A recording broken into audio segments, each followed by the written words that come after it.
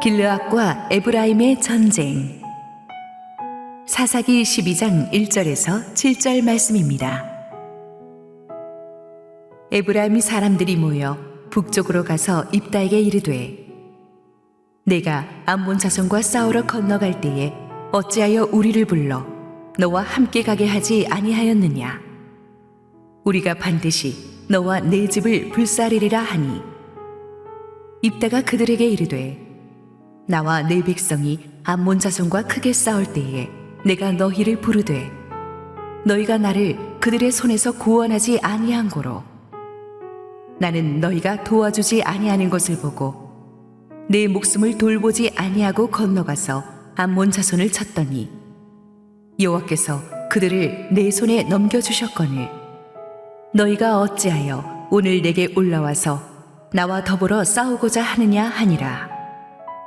입다가 길르앗 사람을 다 모으고 에브라임과 싸웠으며 길르앗 사람들이 에브라임을 쳐서 무찔렀으니 이는 에브라임의 말이 너희 길르앗 사람은 본래 에브라임에서 도망한 자로서 에브라임과 므낫세 중에 있다 하였습니다.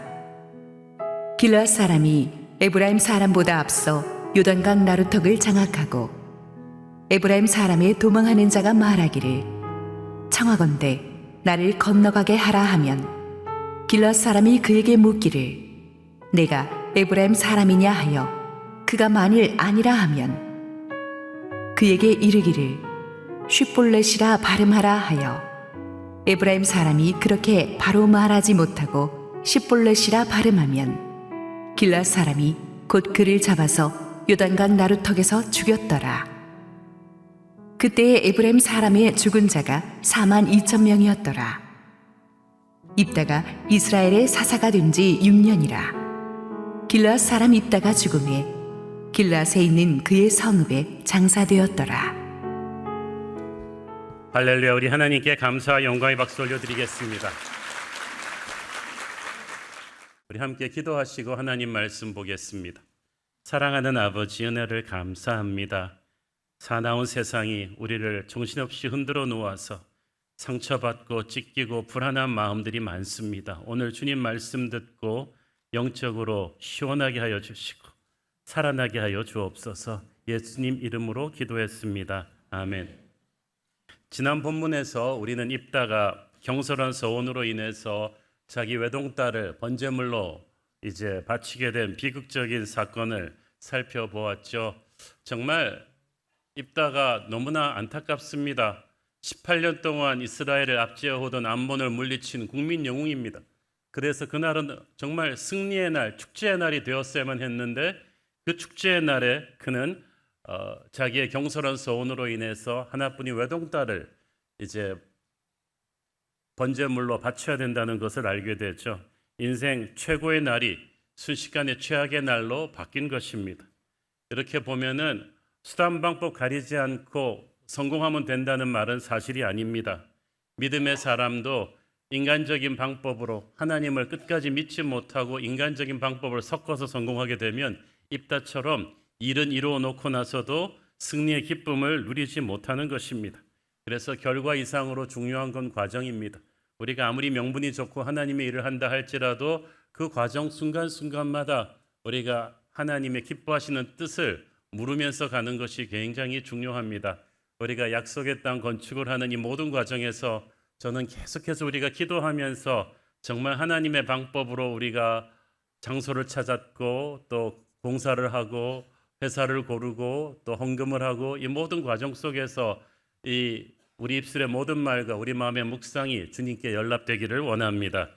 지난 본문 이야기를 왜 이번 주 설교 서두에서 하느냐 하면 이것이 이번 주 본문에서 벌어질 사건을 이해하는 데 도움이 되기 때문입니다. 오늘 본문에서 보시면 아시겠지만 입다가 이제 무시무시한 칼을 휘둘러서 42,000명이나 되는 형제 에브라임을 죽입니다.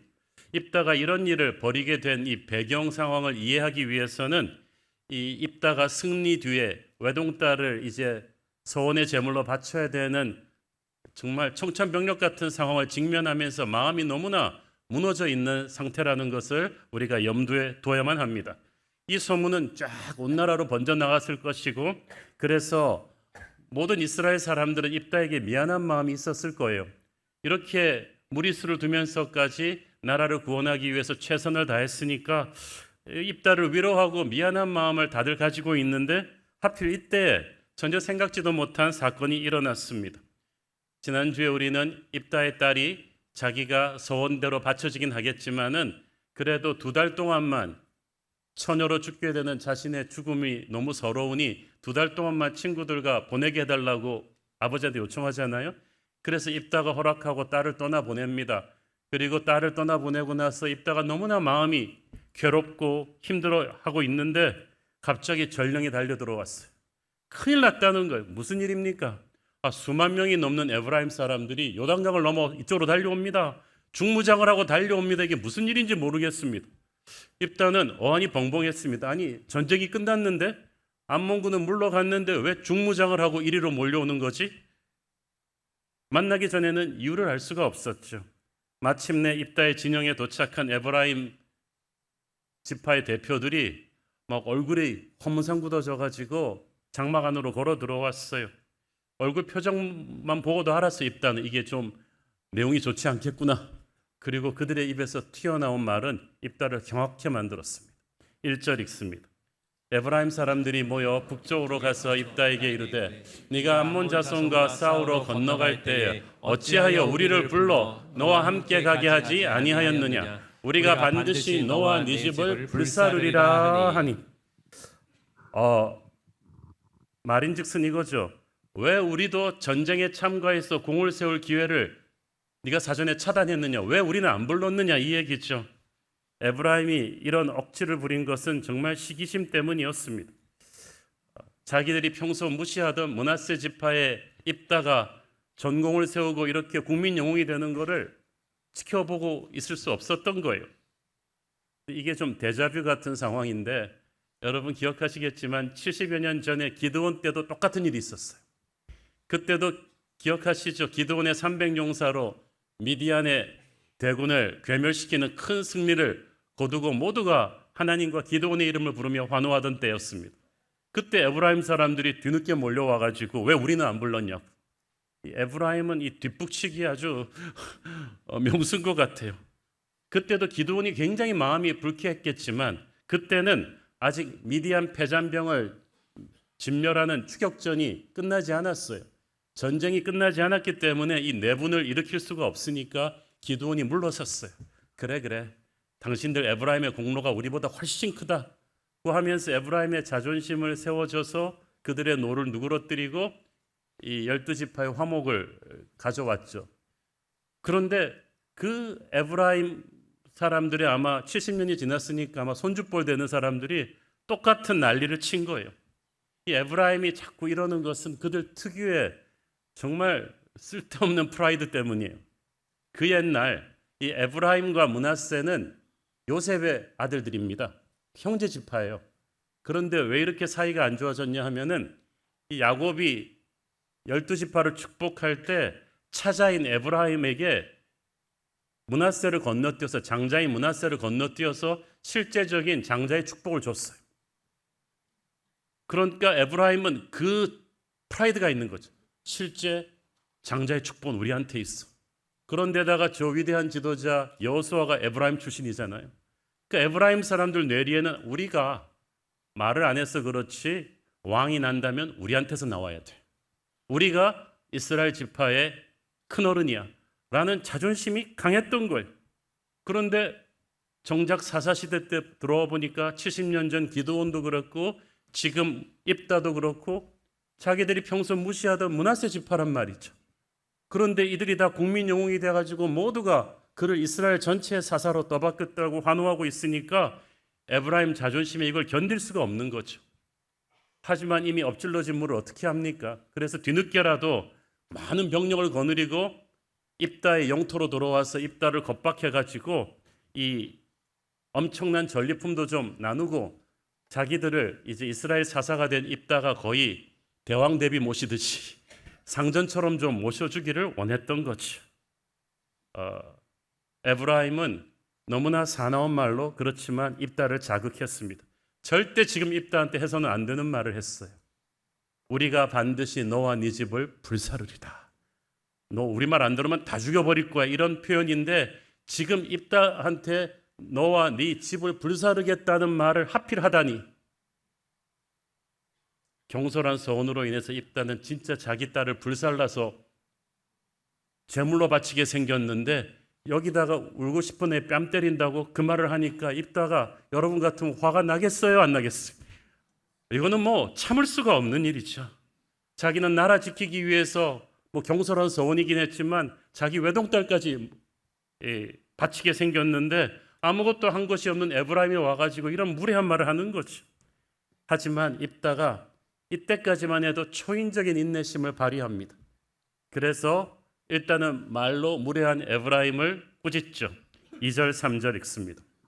입다가 그들에게 이르되 나와 내 백성이 암몬 자손과 크게 싸울 때 내가 너희를 부르되 너희가 나를 그들의 손에서 구원하지 아니한 고로 나는 너희가 도와주지 아니하는 것을 보고 내 목숨을 돌보지 아니하고 건너가서 암몬 자손을 쳤더니 여호와께서 그들을 내 손에 넘겨주셨거늘 너희가 어찌하여 오늘 내게 올라와서 나와 더불어 싸우고자 하느냐 하니라. 자, 여기서 내가 너희를 불렀었다는 말에 히브리어 불렀다 자크는 외치다 간절하게 부르짖으며 도움을 청했다는 뜻이에요. 그만큼 입다가 간절하게 에브라임의 도움을 청했지만 에브라임이 이 전쟁에서 입다가 이길 거라는 생각을 하지 못하고 거절했던 거죠.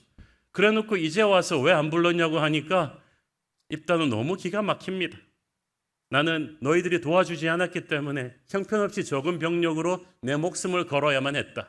그러나 여호와께서 그들을 내 손에 넘겨주셨다. 하나님께서는 목숨을 걸고 순종한 나를 통해 역사하셨다는 것을 강조하면서 너희가 어찌하여 나와 더불어 싸우고자 하느냐. 고맙다는 말은 못할 망정 어떻게 이럴 수가 있느냐. 이제 나는 내 외동딸을 잃게 생겼는데 이로 인해서 어떻게 위로는 못할 망정 이럴 수가 있느냐. 예나 지금이나 지도자는 감사보다는 억울한 비판을 많이 받습니다. 그럼에도 불구하고 에브라임은 지금 무너져 내리는 입다의 마음을 너무 모르는 배려가 너무나 없는 무례한 말을 한 거죠. 하지만 이때까지만 해도 입다가 좀 전쟁까지 갈 생각까지는 없었던 것 같은데 입다와 길르앗 사람들의 분노를 완전히 폭발시킨 것은 에브라임의 두 번째 말 때문이었어요. 4절 읽습니다. 입다가 길르앗 사람을 다 모으고 에브라임과 싸웠으며 길르앗 사람들이 에브라임을 쳐서 무찔렀으니 이는 에브라임의 말이 너희 길르앗 사람은 본래 에브라임에서 도망한 자로서 에브라임과 므낫세 중에 있다 하였음이라. 여기서 도망한 자들이라는 히브리어는 영어 성경에서는 renegade라고 표현했는데 이게 히브리 말로 굉장히 모욕적인 말이에요. 이것은 너희들은 정상적인 공동체에 속하지 못하고 추방당한 사회 찌꺼기 같은 인간들이다. 이런 뜻이에요. 절대 써서는 안 되는 말이죠. 이것은 기생의 자식이었기 때문에 억울하게 고향에서 쫓겨나서 이렇게 타지에서 힘들게 살았던 입다와 비슷한 처지에 그를 따르는 길르앗 가신들의 출신 배경을 비꼰 말이죠. 이 말을 듣는 순간에 참고 참았던 입다와 길르앗 장군들의 분노가 폭발한 거죠. 이 말만 하지 않았어도 이런 유혈 사태는 나지 않았을 거예요. 잠언 15장 1절에 그런 말씀이 있죠. 유순한 대답은 분노를 쉬게 하여도 과격한 말은 노를 격동하느니라. 정말 참고 참았던 입다와 길르앗 장군들의 분노가 터지는 그 순간에 그 자리에서 입다와 길르앗 장군들은 에브라임의 대표자들을 참살하고 장막 밖으로 나가서 나팔을 불고 에브라임을 공격하기 시작했을 것입니다.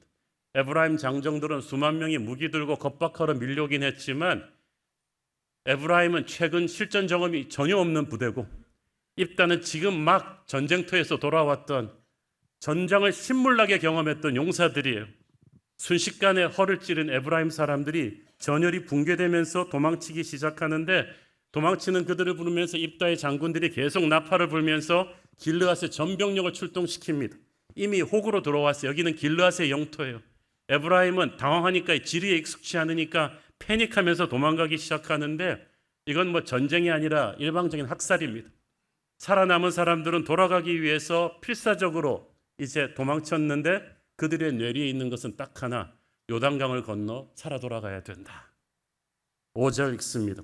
길르앗 사람이 에브라임 사람보다 앞서 요단강 나루통을 장악하고 에브라임 사람의 도망하는 자가 말하기를 청하건대 나를 건너가게 하라 하면 길르앗 사람이 그에게 묻기를 네가 에브라임 사람이냐 하여 그가 만일 아니라 하면, 이미 입다는 아주 경험 많은 장군이잖아요. 에브라임 사람들이 돌아가기 위해서 갈 수 있는 요단강 나루터는 한 군데밖에 없어요. 마치 KTX 타려면 용산역, 서울역, 그리고 뭐 여기 수서역, SRT 몇 군데밖에 없듯이 거기를 딱 장악하고 이미 길르앗의 군대가 민간인의 복색으로 복장하고 강을 건너려는 에브라임 사람들을 이제 검문하기 시작하는 거예요. 그런데 이 검문하는 방법이 아주 또 기가 막힙니다. 6절 그에게 이르기를 십볼렛이라 발음하라 하여 에브라임 사람이 그렇게 바로 말하지 못하고 십볼렛이라 발음하면 길르앗 사람이 곧 그를 잡아서 요단강 나루턱에서 죽였더라. 그때 에브라임 사람의 죽은 자가 42,000명이었더라. 이 길르앗 사람들이 도망가는 에브라임 사람을 척출하기 위해서 딱 처음에는 그냥 물어. 너 에브라임 사람이냐? 그러면 아니라 그러면 그 다음에 물었단 말이 무슨 뜻이냐 하면 이런 거예요. 제가 경상도가 고향이거든요. 그런데 부산에서 제가 한 8살 때는 제가 떠났기 때문에 저는 그래도 경상도 사투리로부터 상당히 자유로운 편이지만 서울 와서 사투리를 오래 못 고치는 경상도 분들이 있어요. 근데 딱 들으면 알잖아요. 그래서 경상도 분이시죠? 그러면 아닙니다. 그러면 웃으면서 꼭 한번 제가 장난삼아 시켜보는 발음이 있어요. 이 경상도 분들은 특히 분들이 이 쌍시옷이 발음이 안 돼요. 쌀을 항상 살 그렇게 얘기해요. 그래서 이게 100% 걸립니다. 지금 이 십볼렛이라는 단어가 그런 거예요. 그 당시 뭐 흐르는 개울이라는 뜻을 가진 십볼렛인데 요단강 동쪽과 서쪽 사람들을 사투리로 구별해내는 암호로 사용되었습니다. 요단강 동쪽 사람들, 입다와 길르앗 쪽 사람들은 쉬를 스로 발음하는데 에브라임 지파가 속한 요단강 서쪽 사람들은 이 스를 발음이 안 돼서 쌍시옷으로 발음을 합니다. 그래서 십볼렛 해봐 그러면 십볼렛이 아니라 십볼렛이라고 자꾸 발음을 하는 거예요. 이 사투리로 인해서 에브라임은 정체를 숨기지 못하고 다 잡힙니다. 그리고 얼마나 많이 잡혀 죽었냐면 42,000명이 그날 죽습니다. 그런데 이 5절에서 에브라임 사람의 도망하는 자를 잡아 죽였다 그랬잖아요. 이 도망하는 자의 히브리어가 아까 4절에서 이 에브라임 사람들이 입다와 길르앗 사람들을 모욕했던 언어랑 똑같습니다. 이 사회 찌꺼기 같은 인간, 이 뜻이야. 이 말을 형제를 그런 말로 모욕했던 에브라임 사람들이 그대로 그 말이 자기에게 돌아와서 죽게 되는 것입니다. 예수님께서도 말씀하셨어요. 형제더러 미련한 놈, 바보라고 하는 자는 지옥불에 던져질 거라고. 그런데 그 지옥불이 에브라임 사람들에게 임했어요. 42,000명이나 되는 에브라임 장정들이 이때 목숨을 잃게 되고 사사기에서 처음으로 외부 이방민족과의 싸움이 아닌 형제들과의 내전으로 인한 대량 학살이 이때부터 일어났어요. 이 비극의 원인 제공은 물론 무례한 에브라임이 했죠. 그들은 입다를 쓰시는 하나님의 손길을 감사하지 못하고 그의 성공을 시기하고 질투했습니다. 자기들은 기여한 바도 없는 전쟁에서 승리의 영광을 훔치려고 억지를 부리고 입다를 사나운 말로 압박했어요. 아마 70년 전에 기드온도 그렇게 압박해서 무릎 꿇렸으니까 입다도 술술 무릎 꿇을 거라고 생각했겠죠. 그런데 천만에 3천만의 말씀이죠. 입다와 기드온은 완전히 다른 사람이에요. 기드온은 그래도 평온한 가정에서 자라난 사람인데 입다는 어렸을 때부터 형제들한테 기생의 자식이라고 무시당하며 쫓겨나면서 생명의 위협을 받으면서 광야에서 잡초처럼 살아남은 인물이에요. 아무의 도움도 받지 않고 얼마나 많은 죽음의 고비를 넘겼겠습니까? 그러면서 그 비슷한 사연의 부하들을 통솔하면서 순전히 자기의 도끼와 리더십과 노력으로 장군이 된 사람이에요. 그러다 보니까 입다는 자기의 과거를 가지고 무시하고 비웃는 사람들에 대한 분노가 가슴속에 이글이글 거리는 사람입니다. 입다뿐 아니라 입다와 함께 광야 시대를 거쳤던 길르앗의 가신들이 다 그랬어요. 절대 이 사람들은 건드려서는 안 되는 게 있는 거예요. 게다가 입다는 지금 하나뿐인 외동딸을 승리의 제물로 바쳐야 되는 처참한 심정에 있는 사람인데 아무것도 한 적이 없는 에브라임이 와가지고 네 가족을 불살라 버리겠다 그랬으니까 뭐 건드려지 말아야 될 걸 건드린 거죠. 고사에 그런 말이 있습니다. 용은 선한 동물이지만 그의 영린을 건드리면 반드시 영린을 건드린 자를 죽인다. 용의 영린은 그 목 밑에 있는 거꾸로 된 날카로운 비늘이에요. 딴 데는데도 거기를 건드리면 반드시 죽입니다. 그래서 고사에서는 지도자의 치명적인 약점, 아무리 신하가 옳은 말을 한다 할지라도 절대 건드리지 말아야 될 지도자의 치명적인 상처와 아픔을 영린이라고 하는 거죠. 건드리면 반드시 화를 자초하게 됩니다. 그런데 우리 사람들이 입다를 비롯해서 우리 모두에게 영린이 있죠. 아무리 세월이 지났어도 건드리지 말아야 될 과거로부터의 상처와 아픔이 있는데 이걸 건드리면은 칼부림이 나는 거예요. 어리석은 에브라임이 분명히 원인 제공을 했지만 입다도 길르앗 사람들도 그렇게 무자비하게 피해 보복을 할 것까지는 없었죠. 당장은 속이 시원했겠지만 그로 인해서 앞으로 이스라엘 전체를 다스려야 되는 입다의 리더십은 붕괴되고 말았어요. 그걸 어떻게 할 수 있냐 하면은 이 사건이 일어나고 나서 입다의 사사로서의 커리어는 딱 한 절로 끝납니다. 7절 읽습니다. 입다가 이스라엘의 사사가 된 지 6년이라 길르앗 사람 입다가 죽음에 길르앗에 있는 그의 성읍에 장사되었더라. 여기서 주목할 것은 길르앗 사람 입다가 죽음에 길르앗에 있는 그의 성읍에 장사되었다. 그 말은 입다의 인생을 길르앗으로 딱 이제 국한되었다는 뜻이에요. 입다는 길르앗만의 대변인이 아니라 이스라엘 전체를 다스리는 사사입니다. 그런데 이때부터 그는 자기의 강성 지지층인 길르앗만을 대변하는 지도자로 생을 마감하게 됩니다. 왜? 분노를 통제하지 못하고 나머지 형제들과 내전을 벌였기 때문이죠.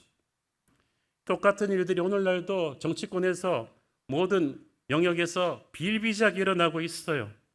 처음에 자리에 오를 때는 하나를 지지하지 않는 국민들도 함께 안고 가겠습니다. 그래놓고 권력 잡고 나서는 대부분 무자비하게 반대파들을 정치 보복합니다. 그러면서 그 황금 같은 권력의 시간을 낭비해버리죠. 결국 그는 자기의 강성 지지층만을 대변하는 반쪽짜리 지도자로 끝이 나요. 이 비극을 계속 지금 되풀이되고 있어요. 반대파들을 품어 안았던, 전쟁을 했던 반대파도 품에 안았던 아브라함 링컨 같은, 남아공의 넬슨 만델라 같은 그런 포용력 있는 지도자는 정말 천에 하나 만에 하나입니다. 자기를 공격했던 사람들을 용서하지 못하면 이런 지도자가 될 수가 없어요. 입다가 이 한계를 넘어서지 못하고 이스라엘 전체를 다스려야 될 사사가 길르앗 지파의 지도자로 인생이 끝난 거예요. 분노의 리더십은 오래가지 못합니다. 입다는 겨우 6년을 사사로 있었어요. 지금까지 소개된 그 어떤 사사보다 임기가 짧아요. 에브라임의 무례를 참으며 형제들의 화평을 지켜냈던 기드온은 사사들 중에서 가장 긴 40년을 다스렸는데 입다는 기드온보다 훨씬 뛰어난 능력을 가진 인물임에도 불구하고 분노를 통제 못하고 형제들을 칼로 공격하고 6년밖에 사사로 있지 못하고 죽었어요. 이게 우연이겠습니까? 성경은 하나님이 쓰시는 지도자의 핵심 자질 중에 하나로 온유와 겸손을 꼽습니다. 모세는 뛰어난 인물이었지만 동시에 지면에서 가장 온유한 자라는 평가를 받았어요. 예수님께서도 내 멍에를 쥐고 내게로 와서 배우라 나는 온유하고 겸손하니 이렇게 말씀하셨잖아요.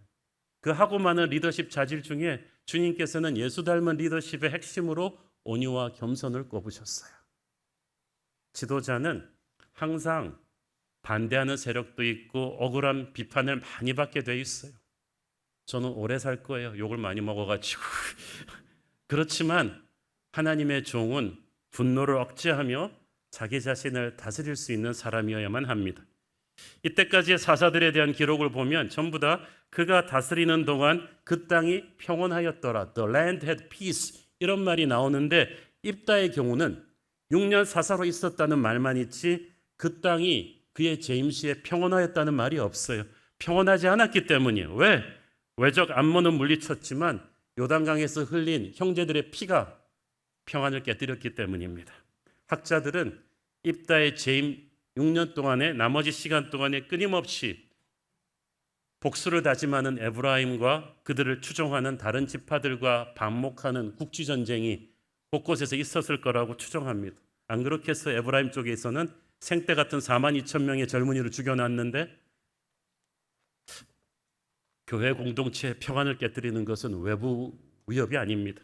외부의 핍박은 이길 수 있어요. 그러나 내부 형제들의 불화는 얼마나 큰 위험인지 모릅니다. 형제들끼리 불화하면 교회는 결코 평안을 누릴 수가 없어요.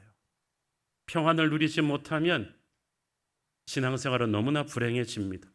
우리가 서로의 영린을 건드리지 말아야 돼요. 그리고 누가 건드렸다고 해도 예수님의 사랑으로 용서하고 이겨내지 못한다면, 그래서 우리가 형제들간에 칼을 들고 분열한다면 이것처럼 성령을 근심하게 하는 일은 없죠. 형제들이 향해 칼을 휘두른 입다의 행동은 입다 개인에게도 불행을 가져왔습니다. 여러분, 지난주 설교 말미에 기억하십니까?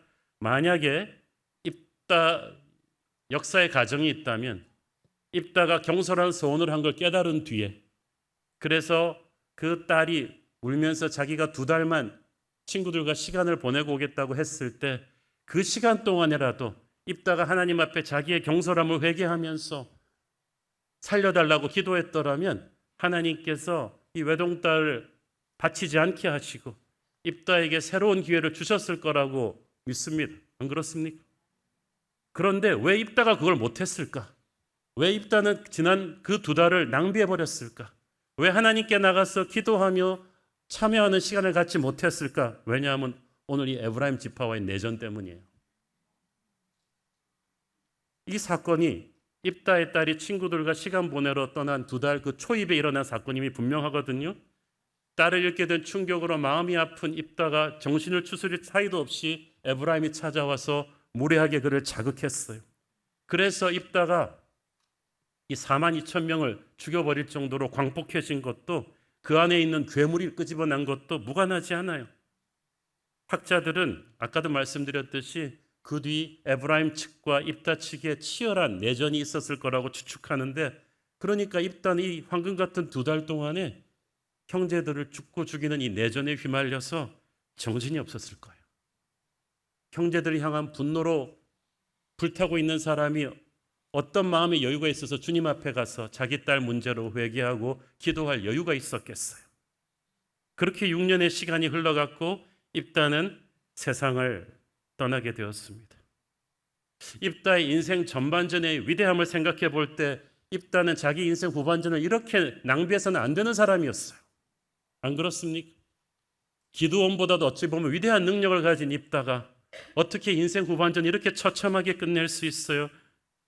이성을 잃고 분노의 화신이 된 입다에게, 형제를 용서하지 못한 입다에게 하나님의 평화는 없었어요. 에브라임이 분명히 잘못했죠. 그렇지만 입다도 같은 레벨에서 무너질 필요는 없죠. 결국 그는 자기의 경솔한 소원을 회개할 수 있는 기회, 하나님을 만나 기도하며 외동딸의 생명을 건질 수 있는 기회도 놓치고 말았죠. 분노의 노예가 되었기 때문이죠. 우리의 영적인 분별력이 마비가 되고, 그러면 안 그래도 안 좋은 상황을 최악으로 만드는 거예요. 에베소서 4장 26절 27절 읽습니다. 분을 내어도 죄를 짓지 말며 해가 지도록 분을 품지 말고 마귀에게 틈을 주지 말라. 자, 화내는 게 모두가 너 마귀야 이렇게 말해서는 안 돼요. 우리 모두가 화를 낼 수 있어요. 그러나 해가 지도록 24시간이 가도록 그 분노가 내 안에 계속 방치되어 있는 건, 이건 이제 심각한 문제가 되죠. 왜? 그 다음부터는 영적인 전쟁에서 마귀에게 교두보를 주는 거죠. 마귀는 우리가 허락하지 않는 한 성령께서 살아계신 우리 안에 교두보를 마련할 수가 없어요. 그런데 마귀에게 교두보를 줄 수 있는 방법 중에 하나가 분을 방치하는 거예요. 분노를. 우리는 저 사람이 나를 화내게 만들었어. 이런 상황에서 누구나 화낼 거야 라고 말하지만, 저 사람이 건드린 건 사실이지만 입다처럼 과거에 남들에게 무시당했던 경험, 고마움을 모르고 나를 비난하는 주위 사람들의 섭섭함, 이런 것들이 계속 해결되지 않고 내 안에 쌓여 있으면 이게 치명적인 영린이 됩니다. 어떤 분들은 이 예민한 영민이 굉장히 많은 분들이 있는데 누가 이제 건드리기만 하면 이걸 폭발해요. 그리고 마귀가 그걸 알아요. 신비하죠. 마귀는 우리의 어디를 건드리면 폭발하는지 알고 있어요. 뭐 저 집사 40일 특세하고 저렇게 헌금 잘하고 교회 활동 잘해도 학벌 얘기만 건드리면 터질 거야. 집안 얘기만 건드리면, 자식 얘기만 건드리면 터질 거야. 마귀는 하루 이상 쌓아두는 분노를, 용서하지 못하는 그 마음을 노려보고 있어요. 누가 그걸 건드렸을 때 거기에 불 붙이는 데 천재입니다. 아무도 화내지 않는 사람은 없습니다. 그렇지만 하나님의 사람은 자기의 영린을 알고 분노가 치밀 때 그 문제를 빨리 해결합니다. 아무리 의로운 분노의 불길도 빨리 끄지 않으면, 화재도 조기 진화가 중요하거든요. 빨리 꺼버리지 않으면 작은 불이 성냥개비가 산불 된다고 이제는 내가 분노를 지배하는 게 아니라 분노가 나를 지배하게 되죠. 주님은 그래서 형제들끼리 분노의 마음을 품고 이거를 내려놓지 않는 것을 살인죄로 보십니다.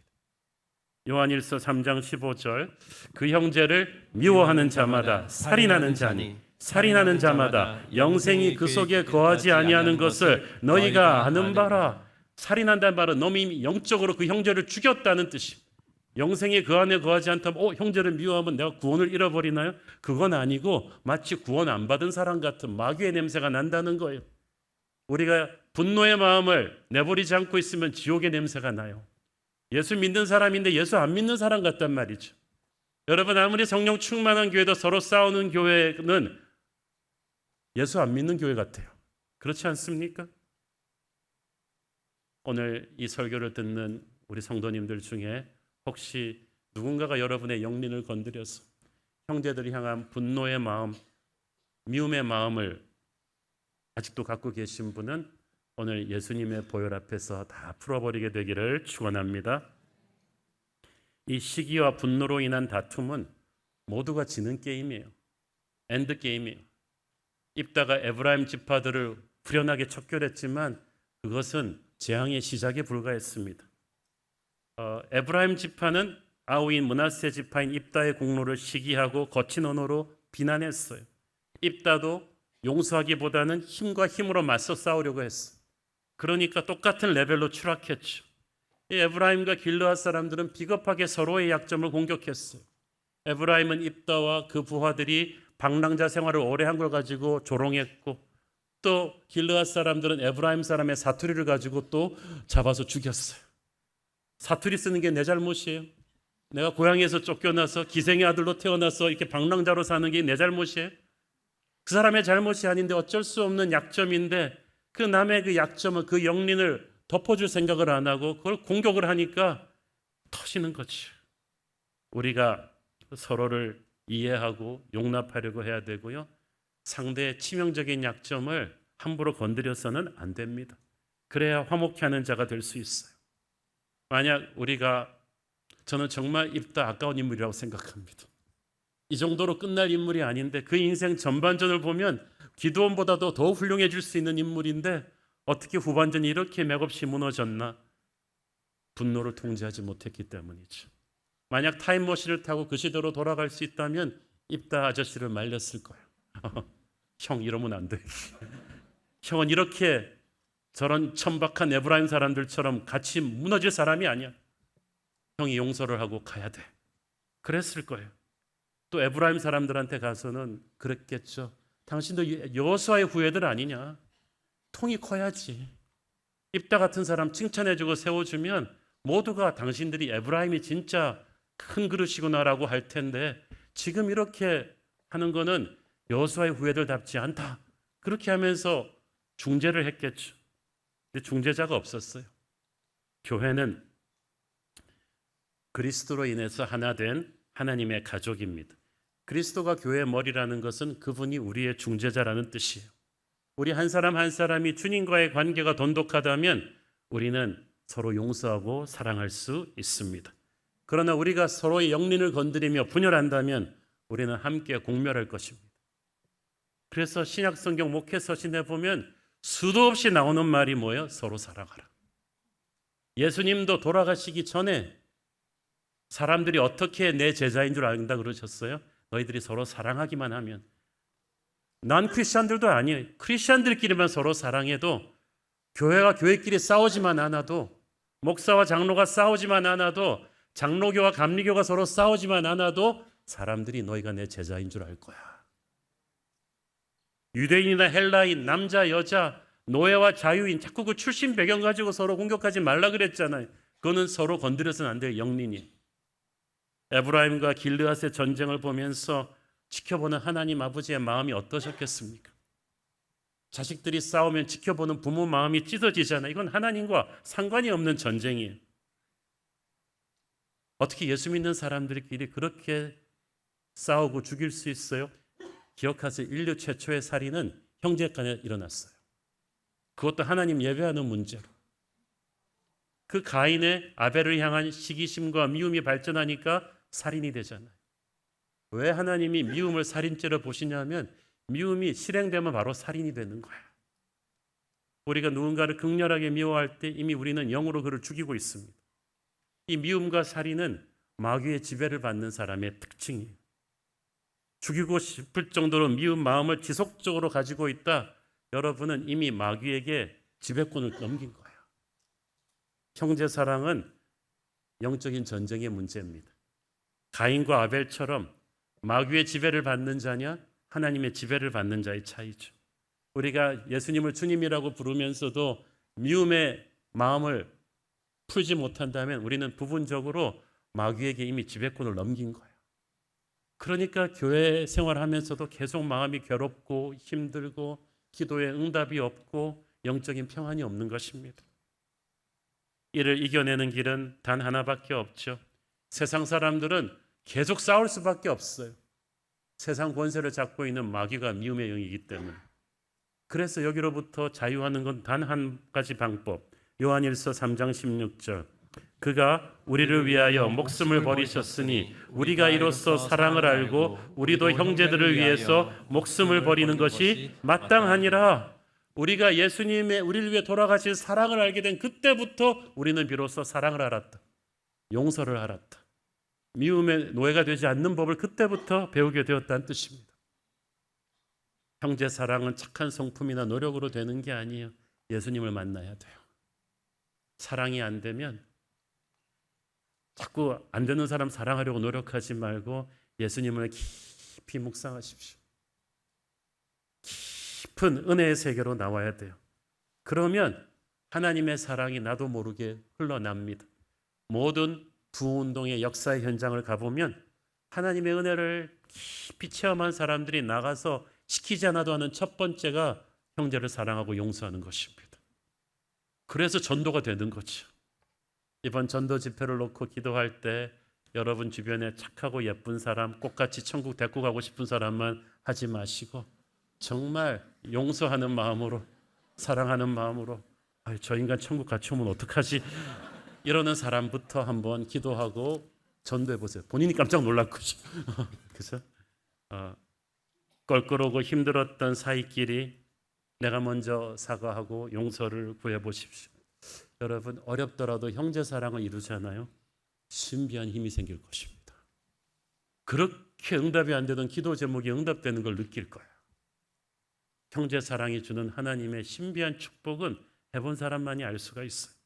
요한일서 4장 12절 어느 때나 하나님을 본 사람이 없으되 만일 우리가 서로 사랑하면 하나님이 우리 안에 거하시고 그의 사랑이 우리 안에 온전히 이루어지느니라. 하나님이 이미 우리 안에 거하시지만 서로 사랑하면 그 하나님의 임재가 강렬하게 느껴질 거라는 뜻이죠. 성령의 불이 느껴질 것입니다. 영적인 혈이 뚫리는 것을 느끼게 될 것입니다. 특별히 지도자들은 화평케 하는 자가 되어야만 돼요. 부모가 된다는 건 가정의 지도자죠. 가정이 화목해 되기를 힘쓰셔야 돼요. 사회에서 여러분이 어떤 지도자의 자리에 간 사람은요, 포용력이 있어야 돼요.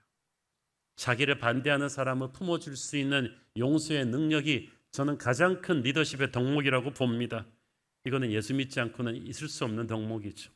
예수님은 12 제자들을 사실 가까운 사람들이 가장 많이 실망시키고 배신하고 아픔을 주잖아요. 예수님이 그러나 그 12 제자를 용서해 주셨기 때문에 그들이 하나가 된 거예요. 그리고 그들이 세상을 변화시키는 위대한 지도자들이 되었어요. 그들의 인생 전반전은 형편없었지만 예수님의 사랑으로 하나가 되니까 위대한 후반전을 만들었잖아요. 거꾸로 입다는 인생 전반전이 너무나 위대했지만 그렇게 끝날 사람이 아니었지만 그 위대할 수 있었던 인생 후반전을 분노의 노예가 되었기 때문에 다 망쳐버렸어요.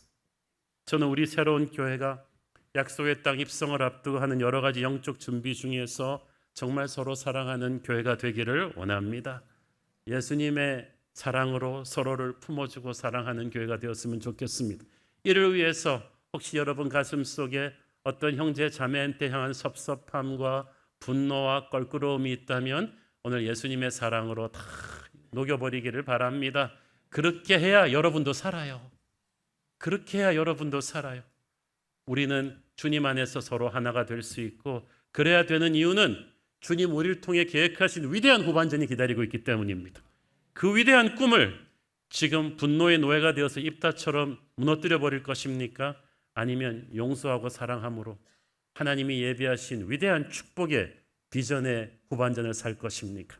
그것이 오늘 본문이 저와 여러분에게 주는 질문인 줄로 믿습니다. 기도하겠습니다. 주님 은혜를 감사합니다. 하나님, 생각해 보니까 우리 안에 입다가 있습니다. 사랑한다 하면서도 내게 잘해주는 사람만 사랑했지 내 영린을 건드리는 상처를 주었던 그 사람을 지금도 용서하지 못하고 가슴속에 분노의 마음을 품었던 우리를 회개합니다. 주님, 이제 예수의 사랑으로 용서하고 가겠습니다. 더 이상 분노의 노예가 되어서 마귀가 내 인생을 망가뜨리게 하지 않겠습니다. 형제끼리 서로 용서하고 사과하고 손해보면서 화목해 되기를 원합니다. 우리 새로운 교회가 큰 교회로 소문나기보다 서로 약점을 덮어주고 사랑하는 교회가 되기를 원합니다. 그것이 가장 강한 교회요, 가장 건강한 교회라고 믿습니다. 예수님 이름으로 기도했습니다. 아멘.